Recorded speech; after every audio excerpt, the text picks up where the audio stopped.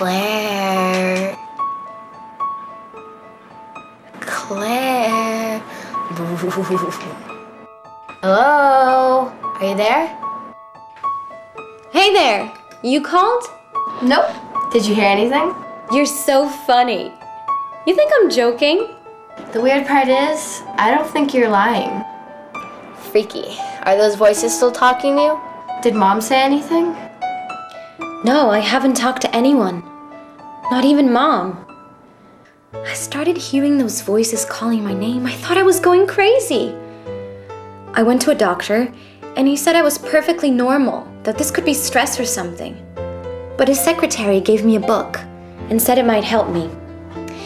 She had the most confident smile I have seen in a long time. The Spirits book. This was my first contact with Chico Xavier and his ideas. This was the same book Chico's mom told him to read when he was coming to the realization that he had a special gift. How did it go? Was it from his first city or the other one, from the avocado tree? That was in the city Chico was born.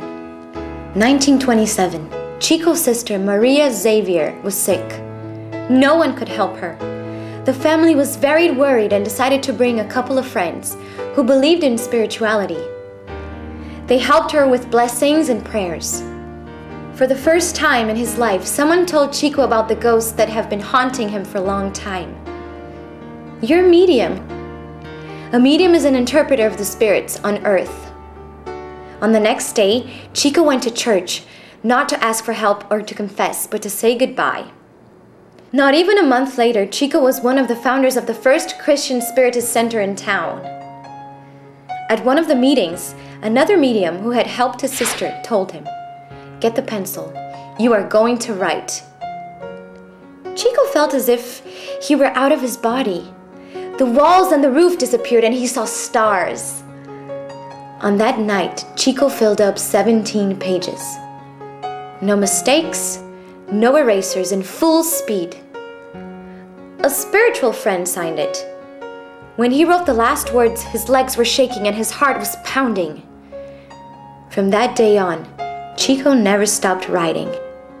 He started writing poems. Some of them were signed as himself, but the best ones were anonymous. He's always denied the authorship of these poems.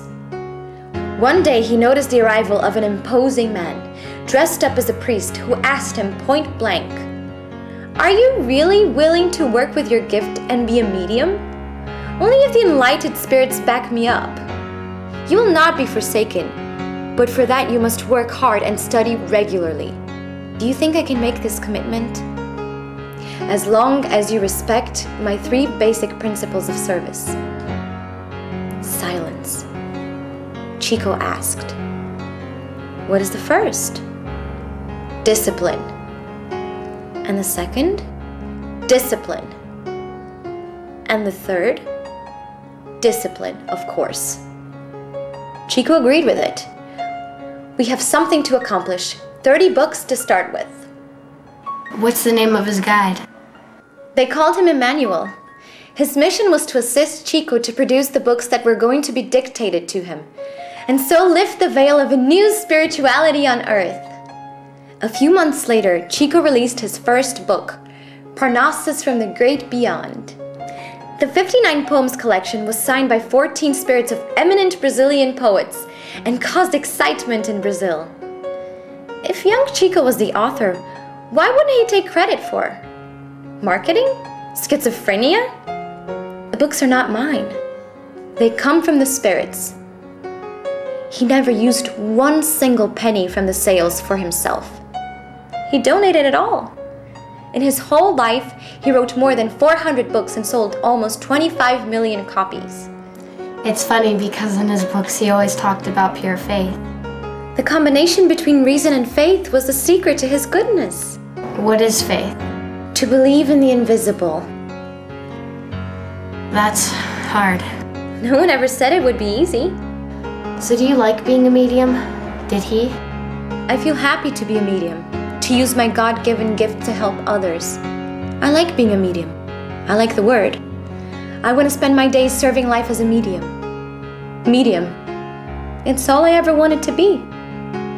His mediumship and his work made him famous in Brazil and around the world. Throughout his life, he surprised the skeptical and made them believe in another dimension of life. He even wrote backwards in other languages like in English. During his whole life, Chico submitted himself to interviews, studies, scientific research. He became a public personality, and for that he sacrificed his privacy. And you? I'm thinking of taking classes. Medium classes? With Professor Xavier at a Meeton High School? With Patricia Arquette? Are you gonna be a ghost whisperer with Jennifer Love Hewitt? Are you gonna be a medium like that? You feel special because you're a medium. Did he? Once again, I will use one of his quotes. I am a workhorse in charge of transporting documents for the spirits. That's what a medium is. A messenger. Like sharing files. He didn't create the message, he just spread it around. It's not that simple. You don't compare him to any regular medium. He had meaning, he had a message. His mother warned him about the dangers of vanity and ambition. Be gentle as harp music with your mediumship. If you profit from the harp, you'll spoil the chords and they will rot forever. What is your mission? I don't know yet. His mission was to spread a true spirit of service in Brazil through the dissemination of the Spiritist ideas. His mission was charity. Spiritism was his way of life. I hate to ask this, but what about me? My problem? Well, first you have to find your balance, your sacred place. Then you sustain this balance by going to the real world. That's charity. And then you... Mediumship. Books. You have to study. Most important, self-studying, self-enlightenment. It's the only process that can lead you through changes in your life. Can I tell you another secret? Of course. I couldn't tell Tim my whole story. And what's your whole story? Is there something going on that you want to share with me, Liz? Maybe tomorrow. Are they telling you? No.